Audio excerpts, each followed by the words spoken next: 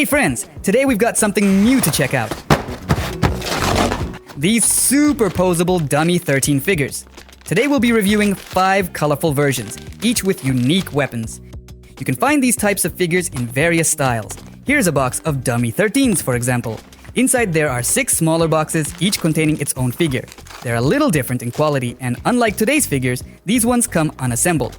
I'll cover that set in a separate video, so stay tuned and subscribe. So, the figures we're looking at today come pre-assembled, but they do include extra weapons and hand pieces. 3 of the ones we've already unboxed have the same kind of weapon. They only differ in color. But the 4th one comes with a super cool scythe. Oh, and awesome wings too. And the last figure is basically the same as the first ones. Let's take a quick look at these figures. Right away you can see how incredibly posable they are. It is claimed that they have 30 points of articulation. And look, even the toes move. There's also great articulation at the waist. Honestly, the moment I saw these Titan 13s reminded me of the Miles Morales Spider-Man figure we built before. That figure was also super cool and epic, perfect for dynamic posing. It's very flexible, but that one is more of a display piece, great for the shelf. The ones we're looking at today though, they're clearly made for play. Definitely more durable and less fragile. We'll come back to the Spider-Man comparison a bit later. For now, let's lay out all our figures, see what they can do, put them into some action poses, and check out how they look in the final setup. Let's start with this red one in the center. What are these little holes here? The other red figure has the exact same ones. I guess they're meant for integrating something, maybe right now or maybe for future customization. The second red figure is identical. The yellow figure though, what a nice color. I actually like it more than the red. The plastic also feels better somehow, but let's go back to the red one. We can insert this small plastic piece into that little hole, and from there we can attach the wings. At first glance, very cool, but I do wish the wings were bigger. For a figure this size, they should probably be 1.5 to 2 times larger. Let's pick out some random arms and hands to attach. And now let's place this mega scythe in his fist. That looks absolutely infernal, menacing, evil, and epic. Now flipping it around, you'll notice the wings have no texture at all on the back. Just plain red plastic. Same thing with the scythe. The design only exists on the front side. All the other swords and weapons are made the same way. Printed on one side, plain 3D printed plastic on the other. Not super ideal, but it shouldn't be a problem for play. These figures are clearly built for action, and the articulation allows for some very dynamic and striking poses. Let's take a look at some of the poses I was able to pull off with it.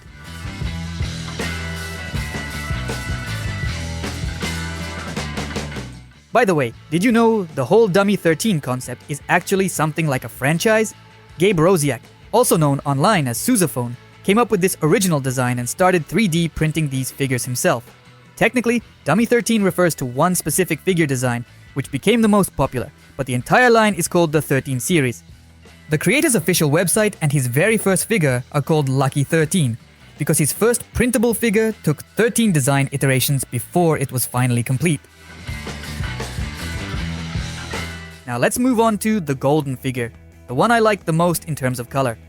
Well, maybe it's not technically gold, it's probably more like yellow, but it still has a nice, shiny finish that gives it a golden vibe. Overall, the yellow figure looks awesome, like a true warrior of light. I get the feeling this sword is a parody of the Warglaive of Azeroth from the World of Warcraft universe. Here we've got a little peg printed right into the weapon itself. It basically plugs right into the hand. You can actually see the fist molded into the weapon. Unfortunately, this weapon also lacks any texture or detailing on the inner side. Just plain plastic again. It would have been awesome if they glued 2 halves together to make the weapon double-sided and full of raised details. Though yeah, technically that gives us 2 hands at once. But honestly, it still looks better that way. Well, turns out there's another issue. See this? Both of the hands are left. So technically, you can't equip 2 of these weapons in both hands. Let's check the green figures too. Maybe it's easier to show on camera with those. Yep. Here you can clearly see this is a left hand, and yep, this one too. Let's try inserting this weapon into our yellow figure. Wow, it's going in really tight. I have to use quite a bit of force, and even then, it's just not fitting. I'm not a fan of this. Looks like I'll have to slightly sand down the ball joints so they can slide in more easily. Let's try giving the same weapon to a different figure. Maybe it'll go in better there. Yep, this one goes in right away. Oh, wait, did it just snap? I'm not sure. Yeah, look at this. Not sure if the camera can catch it, but there's a visible crack right here. So yeah, That weapon's going in the trash. Manufacturing flaw. Good thing I've got plenty of extras. Let's try another one. This one fits perfectly. Smooth, no issues, no breakage. Feels solid, nice and secure. That's a win.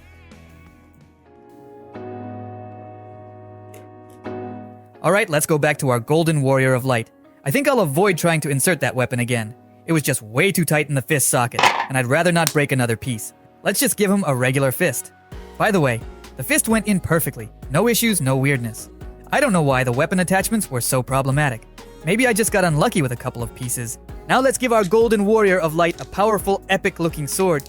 Not totally sure this giant sword is a good fit, though. It's probably meant to be a huge two-handed weapon.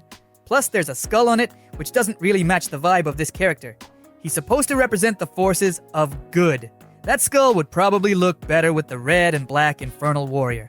So let's try giving our Yellow Warrior this big black sword instead. Too bad there's no print on it. And once again, the other side is just plain plastic. I wouldn't say the sword is especially cool looking. A blade with some kind of pattern or engraving would probably look way better. Let's try giving him another sword, similar to the first one but slightly smaller. This one definitely fits better in terms of size, although this one also seems to have a little skull on it. Let's give him a second hand with some dramatic fingers. And boom, now the figure looks pretty complete and epic.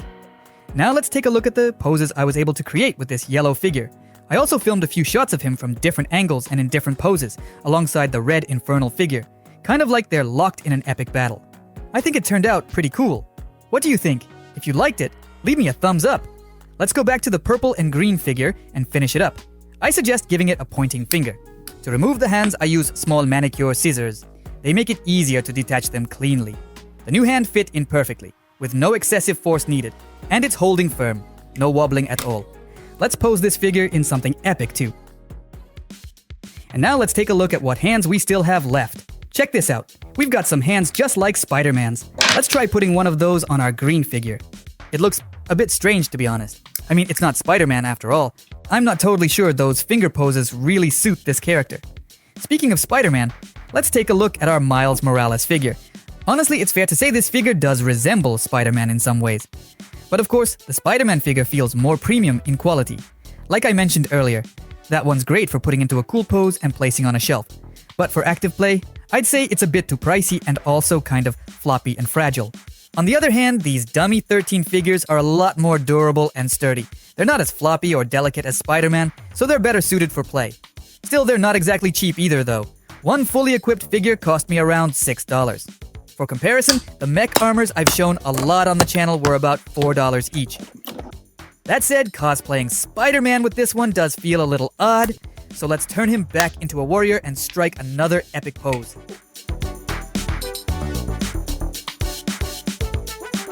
Let's see what hands we've got left.